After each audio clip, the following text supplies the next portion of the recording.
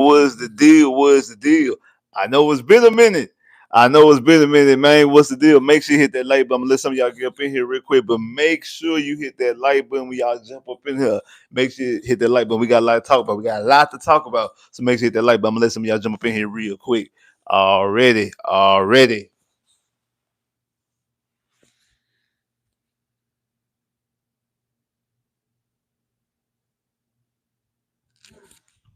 What's good? What's good with you? What's good with you?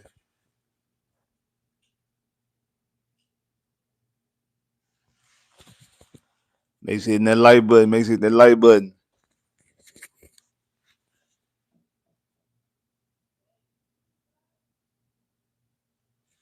Already. Yeah, it's been a minute. I know it's been a minute. I know it's been a little minute. I know it's been a little minute. Hey, but we here, especially when we on the eve of it. We know it's going down tomorrow. You know what I'm saying? So I had to talk about what we already seen, what happened earlier this past week, and also we're gonna talk about what's gonna happen, what could potentially start happening tomorrow and the rest of the week. It should be a very, very exciting time for the Houston Texans. What's good with you? What's good with you? Make sure you hit that like button. Make sure you hitting that like button. Make sure you hitting that like button.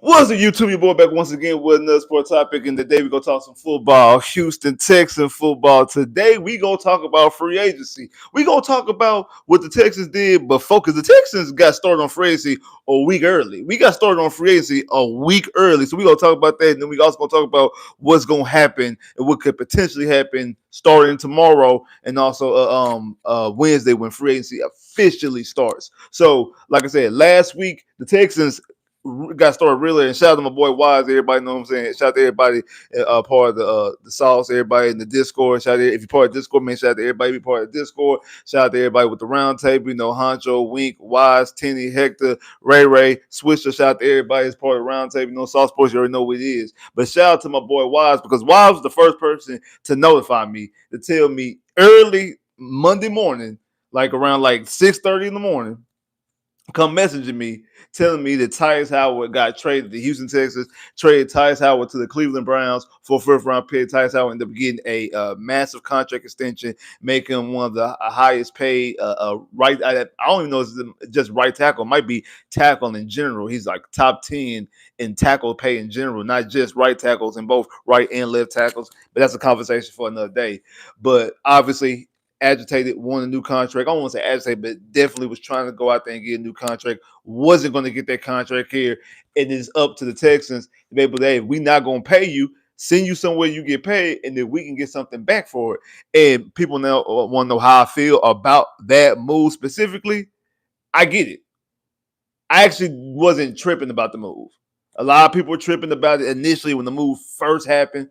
I wasn't really tripping about it because, again, yes, technically, from a technical standpoint, Tyus Howard was the Texans' best offensive lineman last year, like technically. But it's an offensive line that is not even at mediocre. So the fact that he's the tallest of all the short people doesn't really move anything, and especially when you want to go into a different direction, you want to go into a direction, judging by the moves that happen later on, that you want to go into a direction where you want to be able to focus on running the football. And with Tyus Howard, just like Larry Tunsil was a good pass blocker, and obviously obviously Larry Tunsil was a better pass blocker than Tyus Howard is. When it comes to run blocking, neither one of them are really all that good. I think it's more so with effort. Like I said, I've always said this about Larry Tunsil. He figured out that you could be an elite pass blocker, but be below average at run blocking, and a team is going to pay you the highest paid money. So why focus on blocking the run when I could just focus on pass blocking and get paid? And I think that him being around Titus, that kind of went off the Titus a little bit, and now Titus didn't really have to focus a lot on run blocking, focus more on pass blocking because that's how I'm gonna get paid. Because Titus has been paid twice now. The Texans paid him a couple of years ago, and now he just got a contract extension with the Cleveland Browns. So when the Texans obviously want to focus on running the football, you want to upgrade this offensive line in general. Now you also want to focus on somebody actually that's actually good at run blocking. So it made a lot of sense for them to move on from Tytus. I wasn't upset about it. And then the move later on made the move even make more sense because later on that day on Monday, the Texans traded for David Montgomery, running back out of the Detroit Lions. I got a lot of people asking me, "Hey, what you think about Monty? What you think about Montgomery? What you think about Knuckles? What you think about us getting running back?" This right here, this move right here tells me a lot of things. One of the most things it tells me is that the Texans felt that they had to get a running back before the draft. They had to get a running back in free agency because they did not want to go into the draft desperate for running back and have to end up drafting a running back earlier than they want to. Because there are some running backs in the draft, but none of them are worth, outside of Jeremiah Love, are worth drafting in the first 2 rounds, in my personal opinion. And I think the Texans also feel that exact same way. And when you see people like, Brees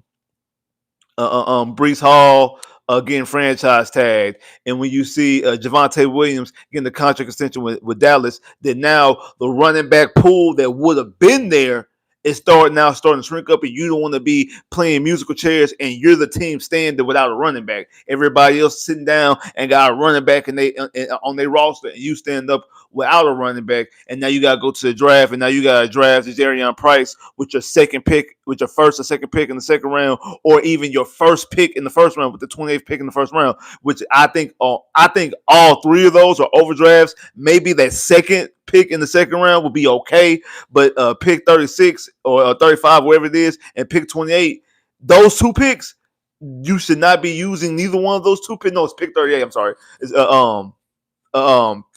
pick 38 and pick 28. You don't want to use neither one of those picks. You don't want to use neither one of those picks for a running back in this year's draft unless it's Jeremiah Love. And I think Jeremiah Love, at my personal opinion, I don't think Jeremiah Love is falling nowhere past Kansas City at 9. If Jeremiah Love is on the board at 9 with Kansas City draft, especially now that Kansas City has 2 first-round picks, I think the Kansas City Chiefs will draft Jeremiah Love. That's just my personal opinion. That's what I think is going to happen, unless somehow they make a move to get Brees Hall via a trade or something like that. But anyway, so what that tells me, like I said, this move for David Montgomery tells me that they want to make sure they got a running back before the draft. That they could not go into the draft without having a running back, that they need to have a running back before the draft. And then what even more shows us up is that the initial report, because the initial report that we was giving up a 5th-round pick, then Denver got wind of it. Hey, Montgomery's going for a 5th-round pick, and they tried to jump into the mix. And then that's when the Texans and Nick Caserio sweetened up the pot. Like, hey, no, hey, we got 2 4s. Hey, we'll give you a 4. We'll give you a 4. We'll give you a 7 from next year because it's next year 7, and we'll give you Juice Scruggs. We'll do that. In the line, all right, cool. Yeah, a 4th for David Montgomery. Oh, we definitely take that. We'll definitely take a 4th-round pick in this. We'll definitely take a 4th-round pick in this draft for David Montgomery. We have no problem taking that. So by doing that, that also let me know that the Texans and Nick Caserio did not want to wait till tomorrow to be in a bidding war with somebody like Kenneth Walker or Travis Etienne, and then end up not getting any of those guys that have to be stuck with a Tyler Algier or J.K. Dobbins. Or I forgot what other running back is available in the free agency. You don't want to be put in that situation because, again, somebody like Kenneth Walker, especially after having the postseason that he just had, Kenneth Walker is going to get a lot of money. Kenneth Walker is going to be at the very least, trying to get a lot of money, and he's going to probably put himself in a price range where I don't believe he belongs in. Because quiet as kept, I actually think Montgomery is a better running back, like running back for running back. I think that he's a better running back than Kenneth Walker. Kenneth Walker had a phenomenal postseason, had an extraordinary Super Bowl, won Super Bowl MVP, the first running back to win Super Bowl MVP since Terrell Davis back in 1998. Great. That's phenomenal. That is great. He is not in the same caliber as a Saquon Barkley, as a McCaffrey, as a Josh Jacobs, as a Jonathan Taylor, as a Bijan Robinson, as a Derrick Henry. I actually don't think he's better. I don't think Kenneth Walker is better than Breece Hall. I think Breece Hall is a better running back. He's not better than the A Chain. And then that was another conversation that maybe A Chain could be on the move. The Dolphins could be trying to move on from A Chain, try to accumulate some draft picks or try to accumulate things for A Chain since they're in the rebuilding mode. And I would love to get A Chain. I would love to get A Chain, but would A Chain really be utilized properly here in Houston because Nick Haley's still your offensive coordinator? I mean, we're seeing the unusage, the wrong usage. We've been complaining every week about how he uses Jalen O. We complain every week about how they're not getting Nico the ball enough. What's wrong? Why we using Higgins in that way? To be honest, the way they was using Willie Marks was incorrectly because they didn't get Willie Marks out there in space. So bringing in somebody like A Chain, where you're going to use A Chain the way that McDaniels and the Dolphins use A Chain, Nick Haley and the Texans, were they going to use him that way? Absolutely not. And we would have been upset because we got A Chain right here. We got A Chain right here, and we've been taking a Ferrari and try to use them like a Toyota truck. We would got a brand new Ferrari, but yeah, we want to use them like a Toyota Tundra truck. That's what we've been trying to. We were trying to go mudding and all this other type of stuff instead of using the Ferrari the way we're supposed to use the Ferrari. That's the way that they would have used David A. Chain. I mean Devon A. Chain. That's the way they would use Devon A. Chain. So bringing in Devon A. Chain here would not make any sense as long as Nick Haley is your offensive coordinator and also the offensive line the way it is. It wouldn't have made a lot of sense to use and go out there and get a Devon A. Chain. I would have liked to get Devon A. Chain because I like the talent. I think he's one of the best running backs in the league. He's special. Somebody that's constantly getting over 4 or 5 yards to carry. He's a phenomenal talent. But I don't think the Texans and Nick Haley specifically would have utilized Devon A. Chain the way he's supposed to be utilized. So it made a lot more sense. It made a lot more sense to go out there and make this move. Now, people ask me, how do I feel about Montgomery? I like the move. I was on record. Shout out to everybody part of the Discord. If you're part of the Discord, you already know what's up.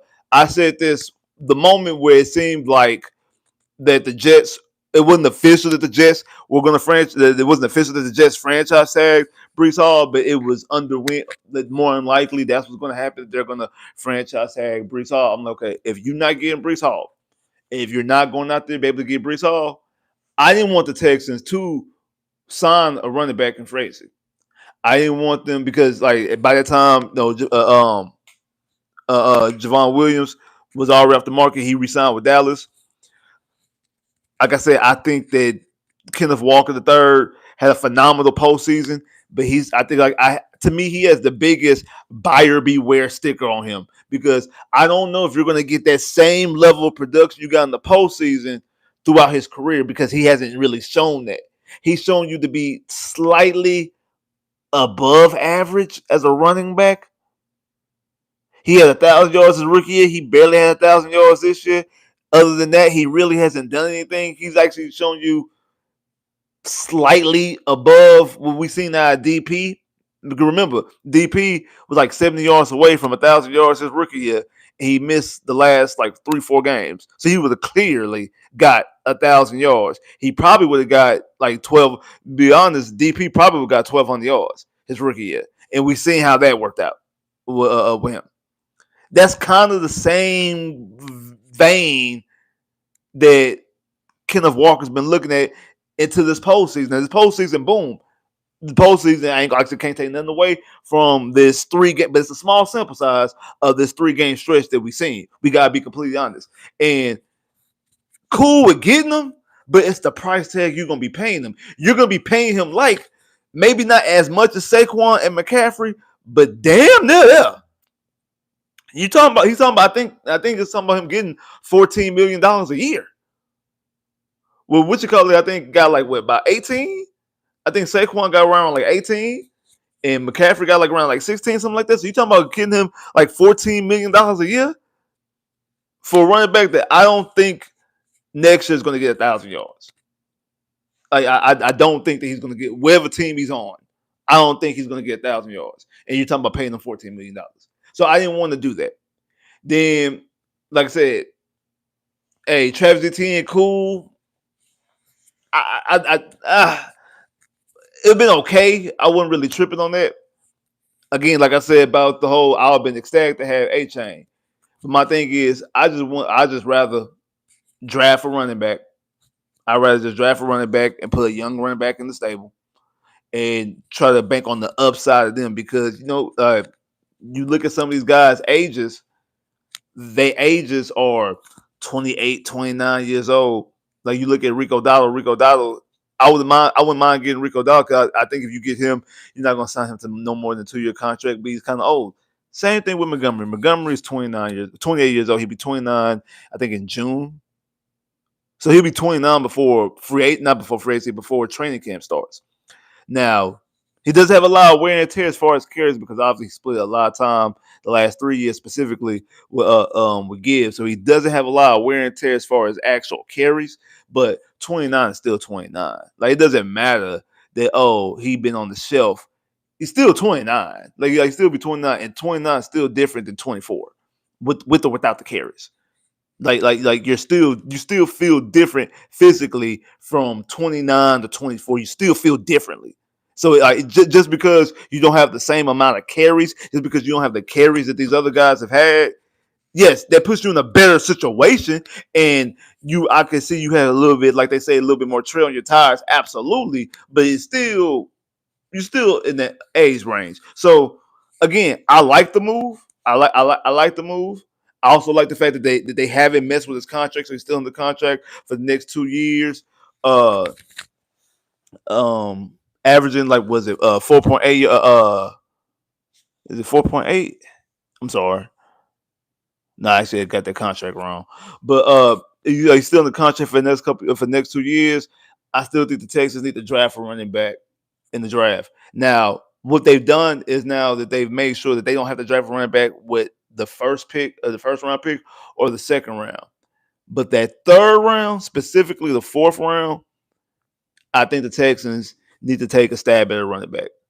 I put a poll up, and if you haven't got a chance, go now. The poll's still up there. Go vote for who you think the Texans should pair up with, with David Montgomery, because I do think you need to pair up another young running back. I know people are like, oh, we got Woody Marks. What about Woody Marks? Well, this is the thing about Woody Marks. I think Woody Marks is a solid third down running back. We do not utilize him as a third down running back because of, one, the way Nick Haley was running him, and also, two, because we didn't have Joe Mixon. Because again, when we drafted him, we drafted him to be number 2 and be the third down running back, the complement running back to Joe Mixon. We all know what happened with Joe Mixon.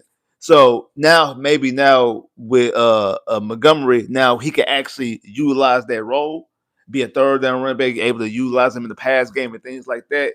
Because the way that we've been using him, trying to run him up the middle and all that type of stuff like that, it don't work because he leaves every single game. He might not leave the game and don't come back. He might come back, but he every single game, there's always a nick and a knack and a nick and a knack. He always laying on the ground, his shoulder, his knee, his foot, his hand, his wrist, his back. It's always something with Woody Marks in every single game. So he's showing you that he cannot take that type of pounding long term. So you need to add, obviously you add Montgomery. I think you need to add another running back to also take off that pressure, so that way you only utilize him as a third down running back. So the other running back is somebody, I'm not even saying split carries with Montgomery, but somebody else to help take the load off and able to take some of those carries off of Montgomery. So I think you can go out there and get a running back. Like I say, we have our third round pick is the second pick in the third round.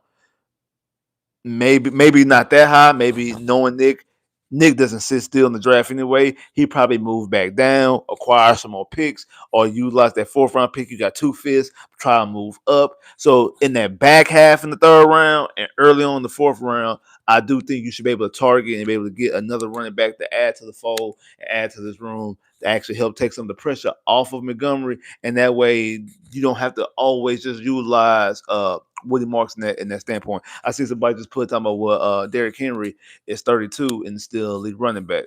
Derrick Henry is a special case. Like we seen, who was it? it was like Curtis Martin. Curtis Martin got better as he got older. He got as he got older, he got better.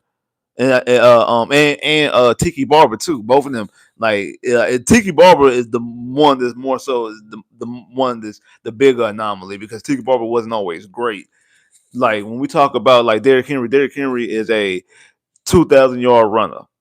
Derrick Henry is a offensive player. Yeah, should have been the MVP. Like Derrick Henry is a phenomenal. Derrick Henry rushed for 1,000 yards a year. He didn't finish the season. Like he missed like the last 8 games of the season. Like the year Tennessee was the number 1 seed. Like Derrick Henry played like the first half of the season, got hurt, and was supposed to be out for the rest of the season. Tennessee still won and became the number 1 seed in the AFC with Patrick Mahomes, with Joe Burrow, with Lamar Jackson, with Josh Allen. The Tennessee was still the number 1 seed. He came back and played in that playoff game and lost to the Bengals. But Derrick Henry rushed for 1,000 yards in half a season. And then the year prior, rushed for 2,000 yards. And the year before that, rushed for over 1,500 yards and didn't start the season. Like Derrick Henry is a special case.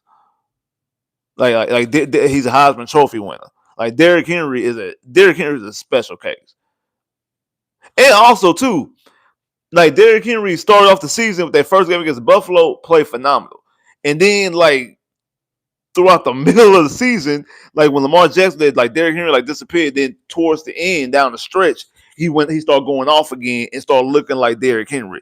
Don't know if it was an injury or something like that. Don't really know exactly what that was, but he did kind of fall off a little bit during the season. But again, age ain't just a number, though. like especially in sports. In sports, age actually does mean something.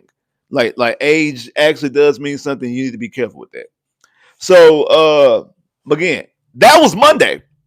Those were the moves on Monday, or a week before free agency got here. Already making moves. Then Nick Caserio started doing other Nick Caserio type things. He had Jalen Petrie and Stingley was able to restructure their contracts, open up some cap space. I think it got up to like $16 million and cap space that was opened up. So it's like, okay, he's out here opening up cap space, out here preparing the team for, a week of the week ahead of free agency. Because a lot of people are still upset, especially when it comes to the whole Tytus Howard situation. Like, hey, bro, we got a week left until free agency doesn't officially start until tomorrow, March 9th. And actually, it doesn't officially start the 11th. Like the legal tampering period, you could tamper. It means team and coaches and general managers can talk to players starting tomorrow on the 9th. But free agency doesn't actually officially start until the 11th. But they were able to restructure some of them contracts, able to open up some cap space. And the reason why they did that is you re-sign EJ Speed to a 2-year contract for $13 million. Re-sign Trent Brown for a 1-year contract, $7 million. Re-sign MJ Stewart for 1 year. Don't really have the numbers into it. Also, cutting Joe Mixon and Jimmy Ward, opening up more cap space by cutting both Joe Mixon and Jimmy Ward. I said this all last year that I did not expect Joe Mixon to play last season. And I said, if he does not play, which I don't expect him to play, if he does not play, that he will no longer play in a Texans uniform. And he has now officially been cut and will not play in a Texans uniform.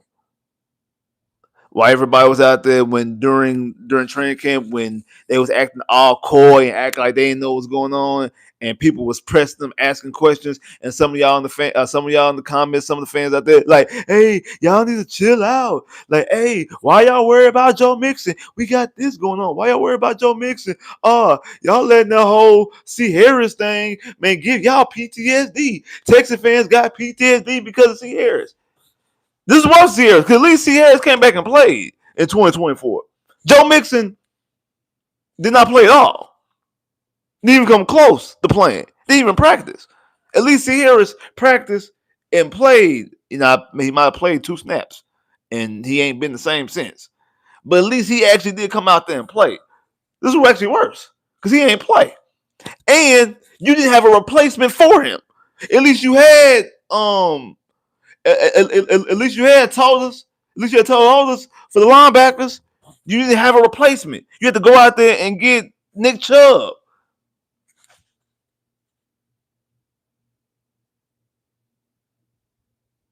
Like, what are we talking about? Like, what are we talking about? Like, what are we talking about? Like, seriously, what are we talking about? What are we talking about? Does it make any sense? None whatsoever. None whatsoever. But Joe Mixon, no longer Houston Texan. Again, opening up more cap space. And Friday, we got the big news. We re-signed Dalton Schultz to a 1-year extension.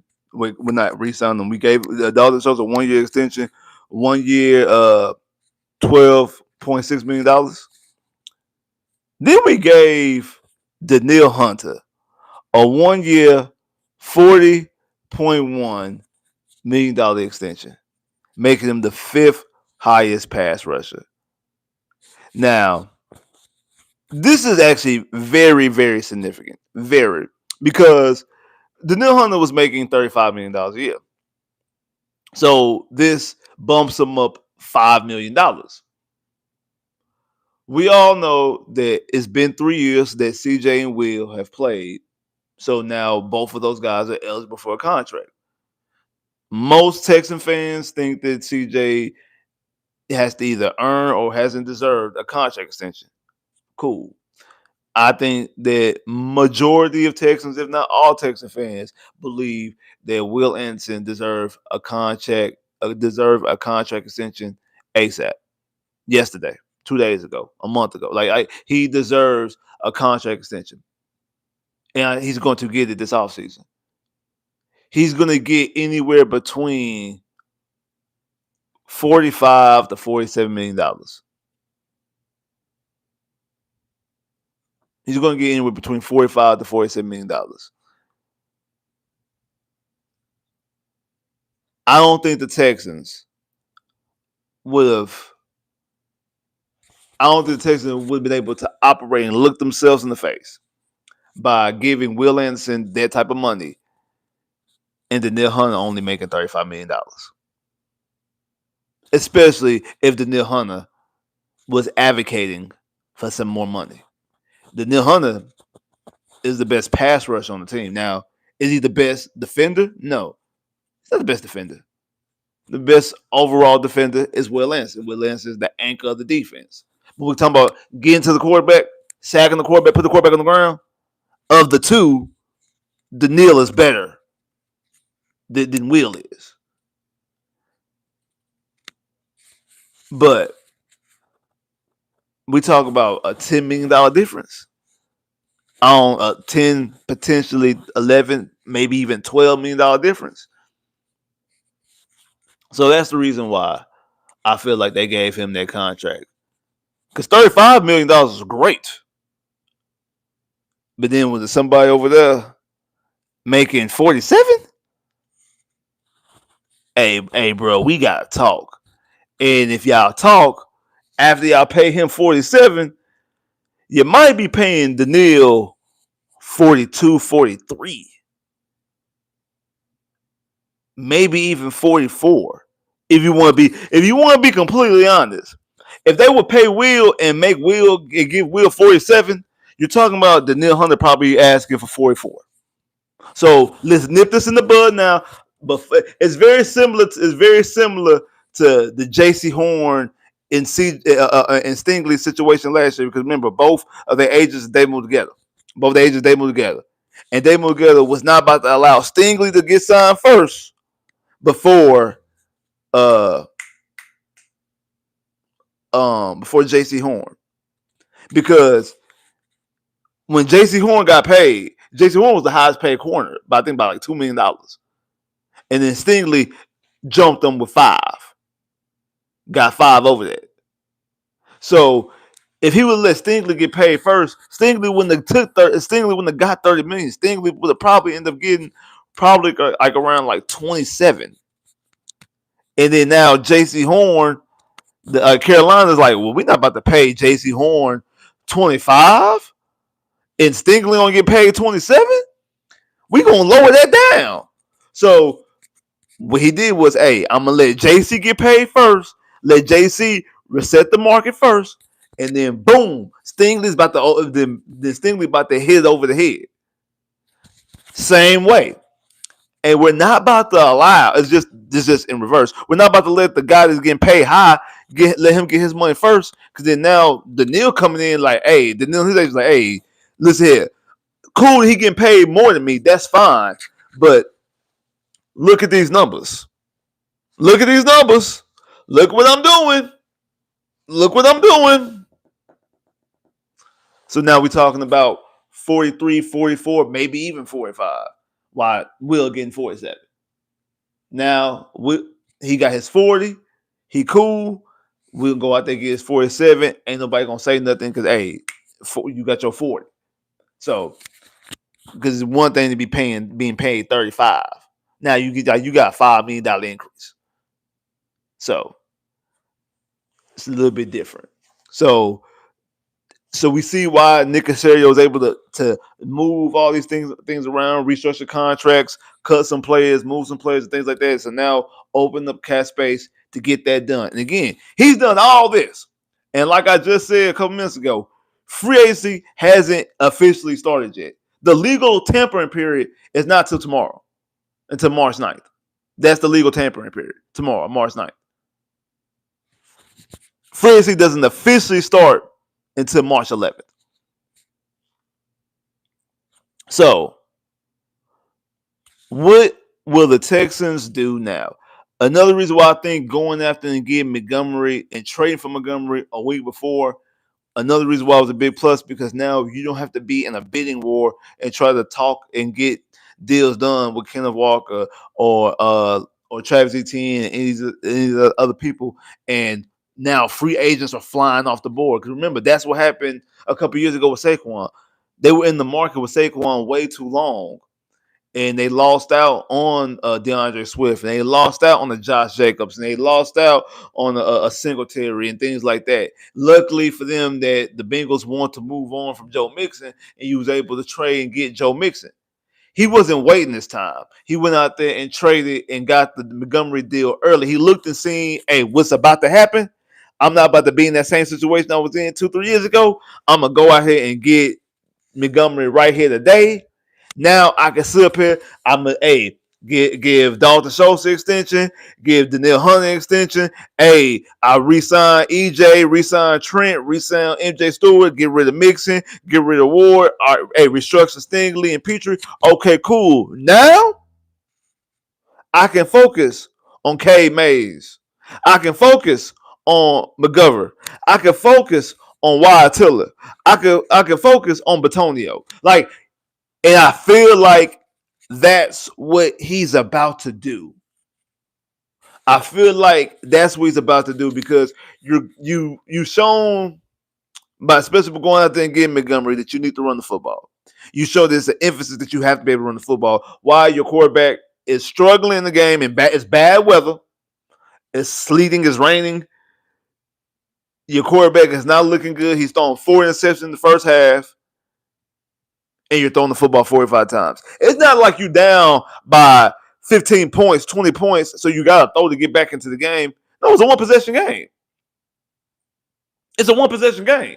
It's a one-possession game. It's bad weather. Your quarterback is struggling. Why are you throwing the ball 45 times? Because you can't run the football.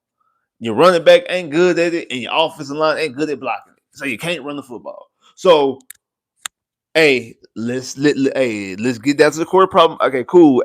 We upgrade the running back position. We no matter what happens, we got David Montgomery. We know he's a capable running back. Cool. We got a running back. Now let's go out there and let's get some road graders. Let's go out there. Let's get some dogs. Let's get some big uglies. Let's get some people that's nasty from the offensive line position. And they out there. All of Cleveland offensive line said, nope. It's been real, Cleveland. Deuces. But it's been real, Cleveland.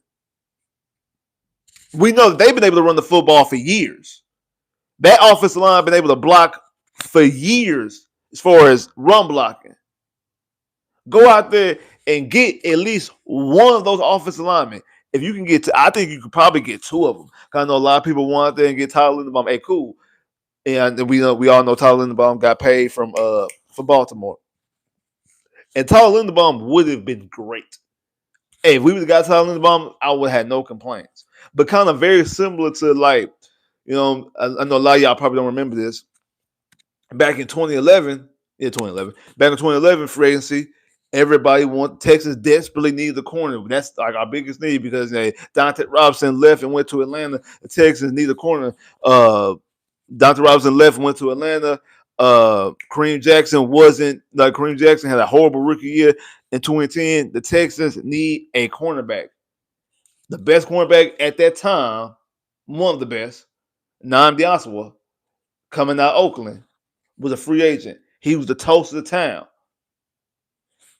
Rick Smith and them was in a bidding war. All these different teams are trying to get Nnamdi services. I can't think of his name. Rick Smith. Rick backed out. Like, I'm done. Backed out and took the money that he was about to pay Nnamdi, took that one and split it into two and got Jonathan Joseph and got Daniel Mann. Got you a corner and a safety. And you're right, Jonathan Joseph, especially for the Texans, Jonathan Joseph was way better for the Texans than Nnamdi was in Philly. Now, I'm not going to say that Jonathan Joseph was better than Nnamdi because Nnamdi was a beast in Oakland. Like, that's the reason why, back in the day, he used to have a 99 rating all the damn time because didn't nobody want to throw over there. Because Nnamdi was doing what Nnamdi did out there in Oakland. So I'm not going to poo-poo what he was out there doing out there in Oakland. But it was a better situation. It was well better money, well spent, and it worked out way much for the Houston Texans. Speaking of working out, I see a lot of people jump up in here. So a whole bunch of people jumped up in here, but the likes ain't going up. Man, make sure you hit that like button because the likes ain't nowhere close to the people in this live, man. Make sure you hit that like button. I know it's been a minute. I know I know I'd let the season calm down a little bit, but make sure you hit that like button. Now, make sure you hit that like button. We really, really appreciate that. So, instead of going out there and get and spend on it with Tyler Linderbaum, the highest paid center, or might be the highest paid offensive lineman. I think they gave Tyler Linderbaum over $20-some million. I feel like you could take that money. You go out there and you get a Cade Mays, who's a young center as well. I think Cade Mays is like 24 years old himself. From Carolina.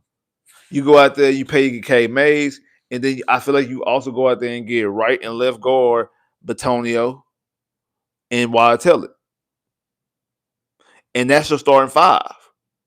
You brought back Trent Brown as your right tackle. You have Ursery as your left tackle. You bring in Cade Mays as your center. You have Batonio, Wyatt Teller. Boom. That's your starting five offensive line. And then then when the draft comes, now you can draft a young tackle to potentially take on the reins. Same thing with also drafting a young guard as well in that second round to now be raised up in this system, be raised up in this ecosystem of these offensive linemen. But right now, you have an offensive line right now, today, they can go out there and play. Go out there and protect your quarterback and start mauling and opening up lanes for your running back in Montgomery. Again, is this plan going to work for the next 5 years? No. But it's the plan for the next, for the next year, potentially the next 2 years. And you start putting work in behind that, getting a tackle, getting a guard. Your center gonna be straight because your center's young, and also your left tackle's young because you just drafted him. So now you got that one young left tackle surrounded by 4 veterans. You have 2 elite veterans surrounded around a young center who's a veteran who's been in the NFL for a couple of years. But again, these other guys have been around him, and then you bring in, like I said, you draft a tackle, you draft a guard, and then next year you draft another guard. And you add these guys into the mix. So then when these contracts start to fall off or when these guys start to retire and things like that, now you can simply slide in a tackle, a guard, a guard into this offensive line that's been in the system for the last. They've been raised in the system, so they know everything. And it's not just, oh, now we just got to throw a rookie to the fire. We got to draft a rookie in the back half of the draft, and boom, throw him into the fire. Just boom, throw him, make him offensive lineman, make him starting five. Now, hey, if they go out there and they battle, they win like an Ursula did, that's cool. But don't make it be that they have to play that because they have to play that. There's a difference from doing it because you're the best at it and you earned the spot to be there. That's completely different than just throwing them out there and letting them do it, throwing them out there and making them do it because you ain't got nobody better to do it. Like, you ain't got nobody better else to do it. So you got to throw them out there to do it. You got to just throw them out there to do it. Like can't nobody else do it, like, because we ain't got no offensive linemen. So hey, just go, just throw them to the wolves. Versus, nah, they went out there, they earned their job. They were better than everybody else. They've been raised in the system for a couple of years. They've been raised in the system for a couple of years. Now they ready. Now they mature. Now they ready to go out there and block and protect the quarterback and open up run lanes for your running back. So that's why I think another reason why I said I think that he made the decisions that he made. What's good, Trill? That's the reason why I think he made the decisions that he made. That's the reason why he went out there. Hey, I'm gonna go ahead and handle and get Montgomery early on. I ain't gotta sit up here and be no bidding war for no running backs. I can sit up here. Hey, let me go ahead and get all my contracts, get all my ducks in a row. Give the Neil Hunter a contract extension. Give Schultz a contract extension. Hey, re-sign EJ Speed, re-sign Trent Brown, re-sign EJ Stewart. Get rid of Mixon, get rid of Ward. Do all these different type of things. Now, when the 9th gets here in this legal tampering period, hey, K Mags, was good with you, bro? Hey, why don't you come down here, come to H-Town? Hey, Batonio. Hey, we need a veteran like you on the offensive line. We need some more like you on the offensive line. Hey, why I tell her was good. Hey, we just got out the phone with Batonio. How about y'all two come back? Y'all running back out here in Houston. We see what y'all did out there in Cleveland. How about y'all? We know y'all work together. We know y'all work well together. Come out here to Houston. And for the price that you could have been paying Tyler Linderbaum is great.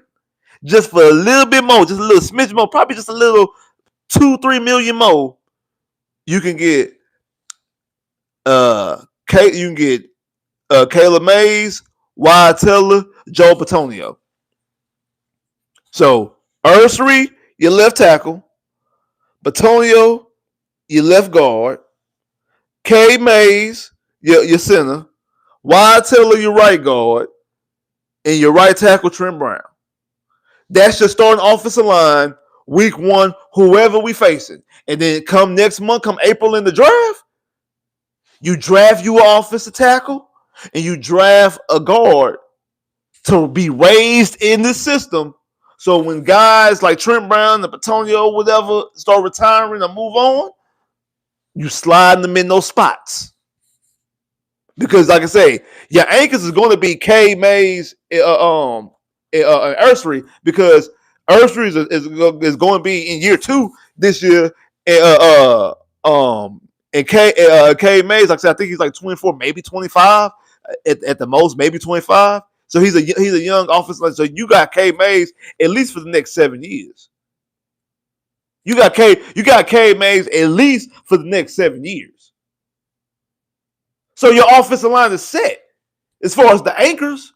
And like I say, you've drafted in young guys after you put these veterans around them. They raised around it. They raised in this system, and they raised with good veterans around them to actually know how to work and do stuff the right way.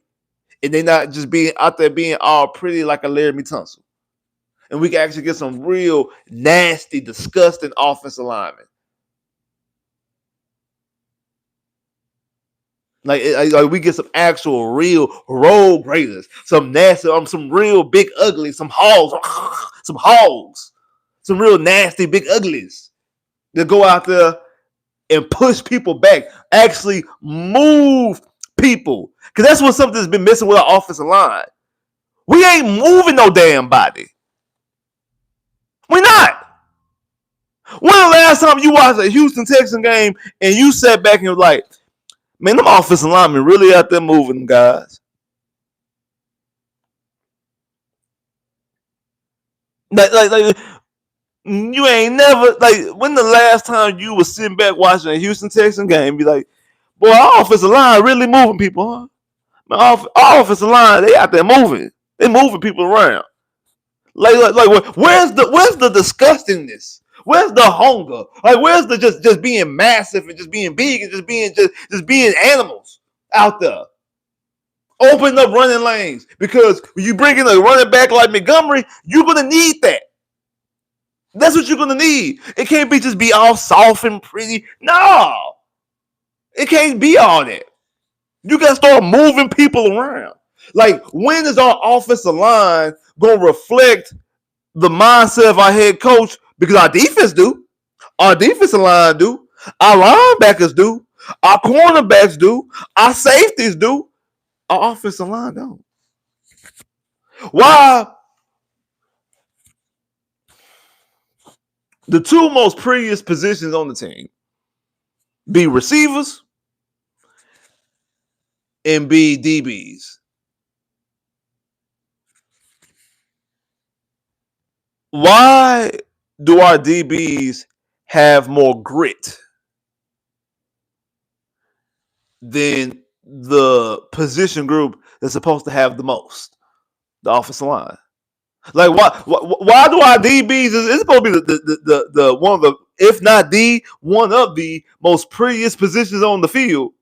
Might be like, no, I don't want to tackle because I don't want to, you know what I'm saying? I got to make a business decision. I ain't about to do a tackle. No, you know what I'm saying? I'm gonna just swat the football away because, you know what I'm saying? Nah, I ain't really trying to do all that.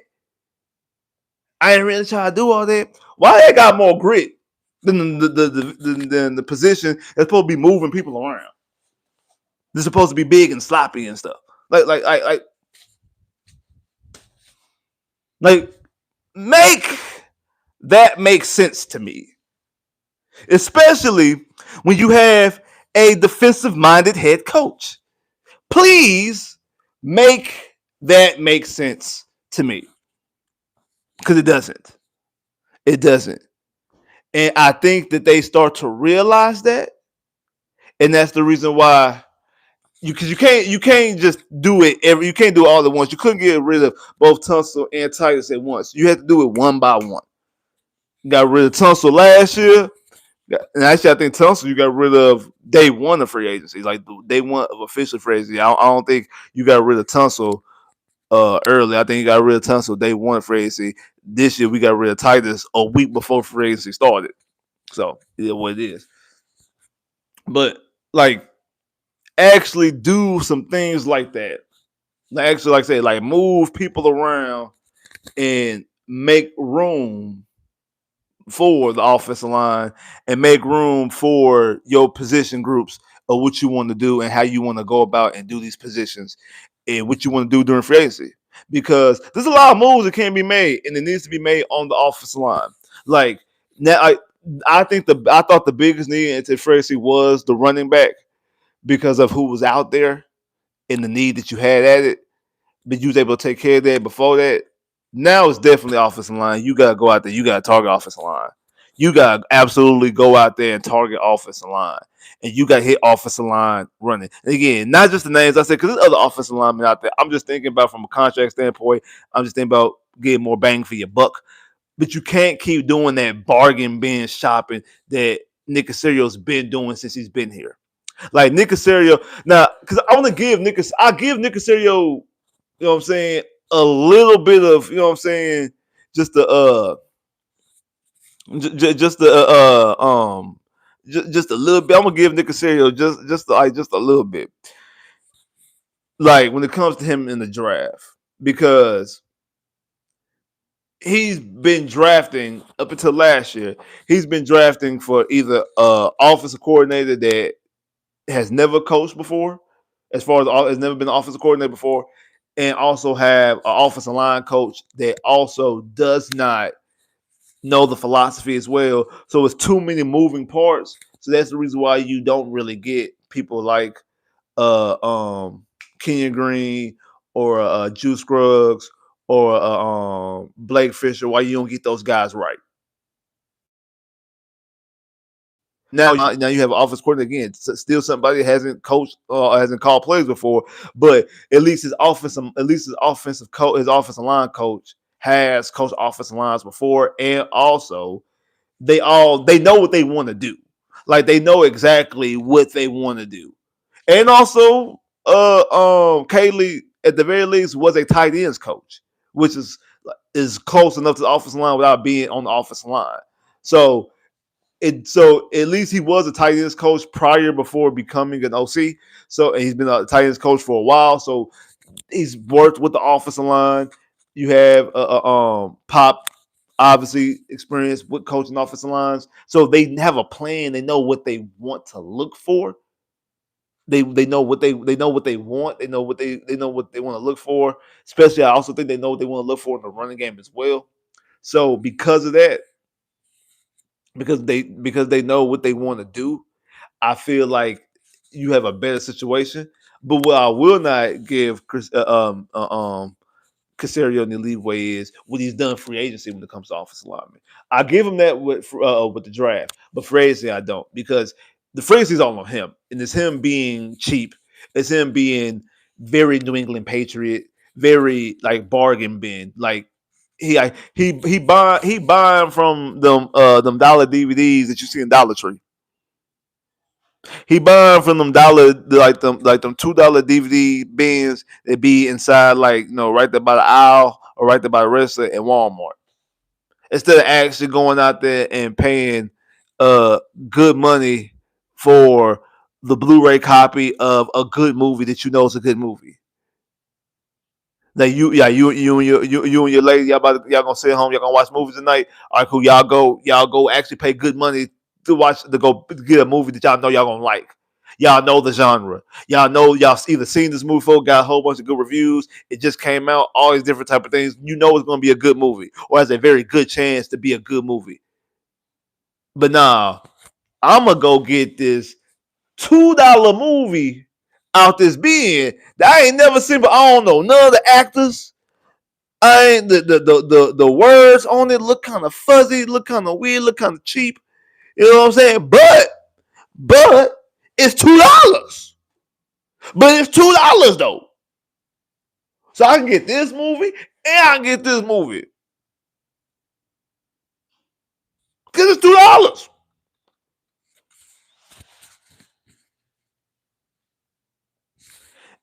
And y'all sleep before the opening credits finish rolling. Because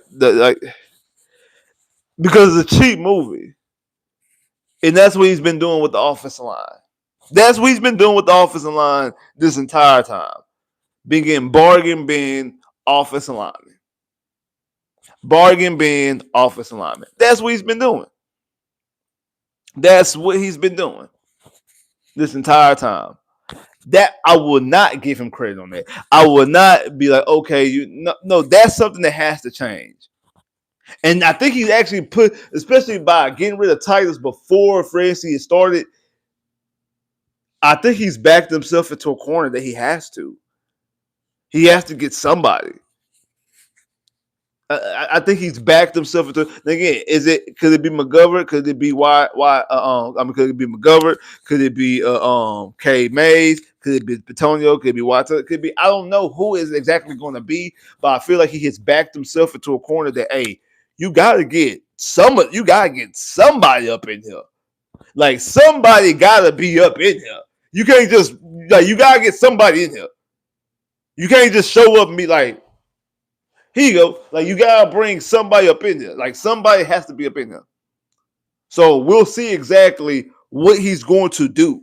We're going to see exactly how he's going to go about this. Because, like I said, you backed yourself into a corner with getting rid of Tytus Howard, and then also bringing back Montgomery. And also, you said in 2 years, your offensive lineman that you drafted early on, you got rid of them. You got rid of King Green last year, and you got rid of Juice this year. Is Fisher gonna be next year? Probably so. Well, you drafted Kenyon Green in 2022. So 2022 season, 2023 season, 2024 season. So he spent 3 years with the Texans. Fourth year he was gone. You drafted Juice in 2023, so 2023, 2024, 2025, gone. You drafted Blake Fisher the 2024 season, so 2024, 2025. So he has this season, so he's gonna be gone next offseason. So the three offense Nick Casario has drafted 4 offensive linemen in the first 2 rounds. King Green, Juice Scruggs, Blake Fisher, Artery. One of those 4 are starters. 2 of those 4 are no longer on the team after the 3rd season. One of them, the other, like I said, two of them are still on the team. One of them is starter. The other one is going into his 3rd year and has no plan to play.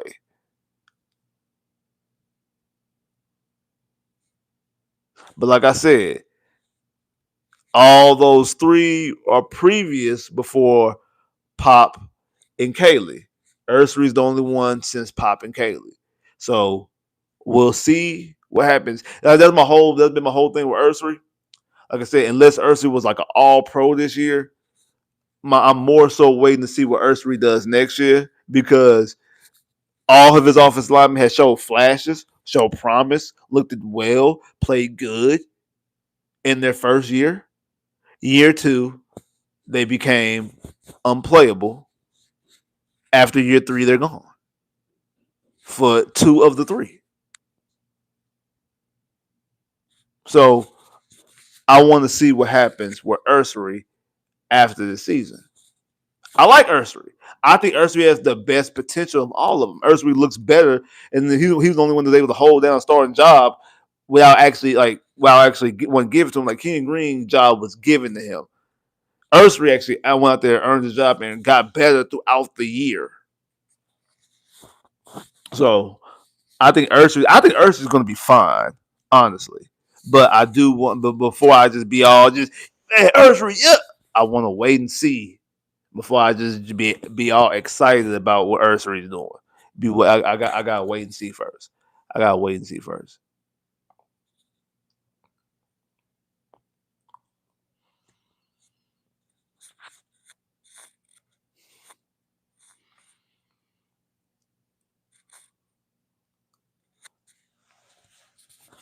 Trey, what you mean? Hey, I have other clothes, Trey. Hey, I have other clothes, dog. I don't just always wear. Y'all just walk around and just texting clothes like I'm a walking and texting billboard. Cal and Hannah ain't paying me. Now, if they paid me, hey, Cal, say Hannah, hey, endorse your boy, endorse your boy, so I can walk around in more Texas merch. Endorse it, endorse your boy. But seriously, um, I'm about to say something. I forgot what I was finna say.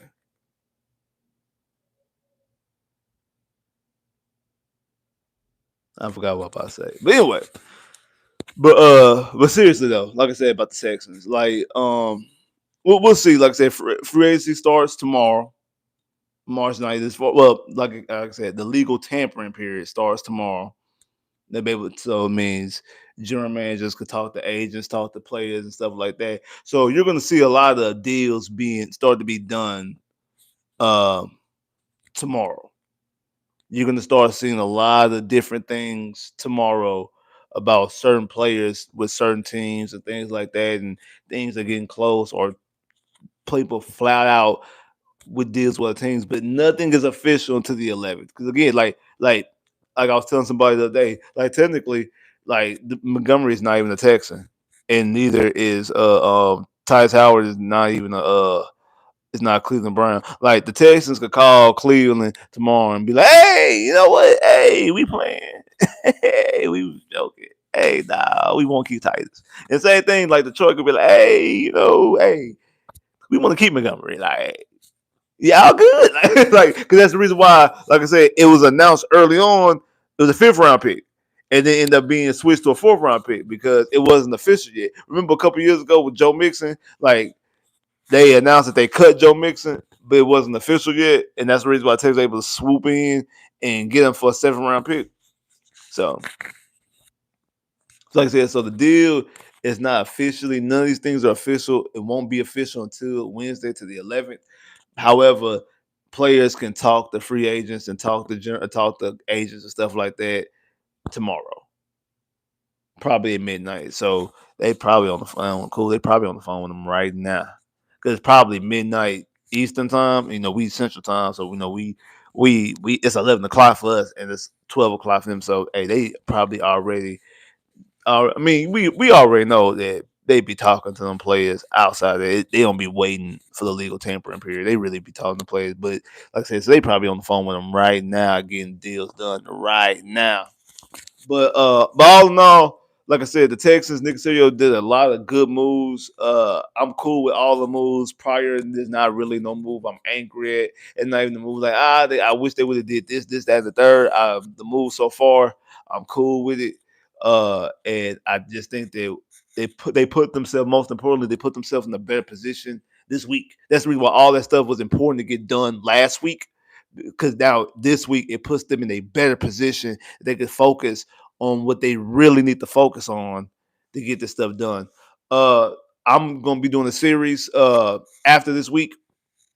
I'm gonna be doing a series, doing mock drafts. I might drop them on shorts. So I'm not really. I'm debating if I'm gonna do a full length video or do shorts. But I'm gonna do a mock draft weekly, or if not weekly, every 2 weeks up until the draft. I want to wait to free agency first. I want at least the first wave of free agency before I start doing my draft. I don't want to do my draft and then boom, we go out there, we get all these offensive linemen or we get all these people, and then like it's my draft is stupid. So that's why I'm gonna wait to after free agency before I actually start doing the mock drafts. Now I'm gonna do an official mock draft before the draft, and that's gonna be my official my draft for what I really think the Texans gonna do. So we're gonna you know what I'm saying, we're gonna do a lot of different things. You know what I'm saying? We're gonna do a lot of different test runs prior to that. But again, before when I do the official mock draft, y'all gonna know this is gonna be the official stamped mock draft from your boy Spitz of what I think the Texans are going to do come April when the draft shows up. And what I mean what they're going to do is not just who I think they're going to draft.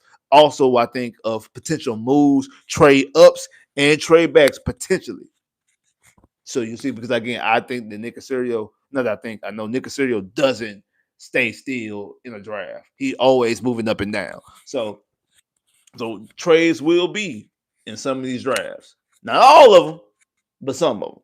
So make sure y'all be on the lookout. Also, like I said, if y'all haven't yet, go and vote on the poll right now. What running back y'all want to pair up with Montgomery? Who y'all want to pair with Montgomery in the draft? What running back y'all think the Texans get in the later rounds to actually be a contrast, actually pair up with Montgomery, to actually make this running game in Houston be actual legit? So be on the lookout for that. Well, not that's already out. So go vote on that. Be on the lookout for the mock drafts. Also, I'm gonna probably drop other videos and other polls throughout the week. I'm probably gonna do a more deep dive into Montgomery, the fit of Montgomery with the Houston Texans. Like I said, if you haven't hit the like button already, man, hit that like button. Shout out to everybody pulled up. If you hit the like button already, man, make sure if you haven't hit the like button, make sure you hit that like button. I'm gonna give you some time. Hit that like button right now.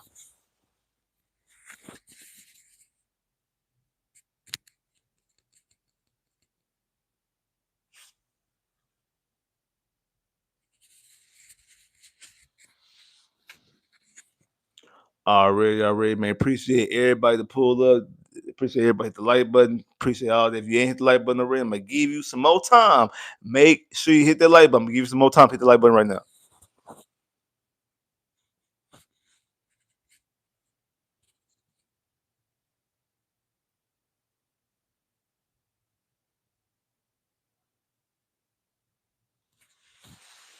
Already, man. Appreciate everybody that pulled up. I know it's been a minute.